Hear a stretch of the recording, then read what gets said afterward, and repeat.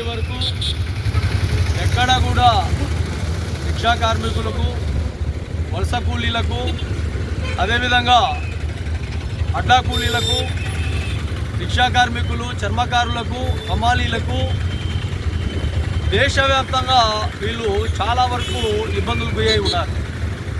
ఇలాంటి వ్యక్తులందరికీ కూడా రాష్ట్ర కేంద్ర ప్రభుత్వాలు ఖచ్చితంగా న్యాయం చేసే విధంగా చొరవ తీసుకోవాలి.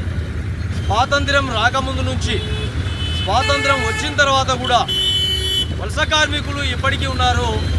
దాదాపు కొన్ని ఏరియాలలో, కొన్ని ప్రాంతాలలో, కొన్ని పల్లెల్లో, కొన్ని పట్టణాల నుంచి కూడా వలస కార్మికులు పట్టణాలకు, సిటీలకు వలస వెళుతూ అక్కడ ఒక సెంటర్ పాయింట్లను ఏర్పాటు చేసుకొని వాళ్ళ జీవనాలను ఏర్పాటు చేసుకొని ఆ రోజుగా జీవించే విధానాల్లో వలస కార్మికులు ఉన్నారు. అలాగే దాదాపు చాలామంది ఇప్పటికీ కూడా హమాలీ పనిచేస్తూ అక్కడ గోడౌన్లలో, రైస్ మిల్లులలో,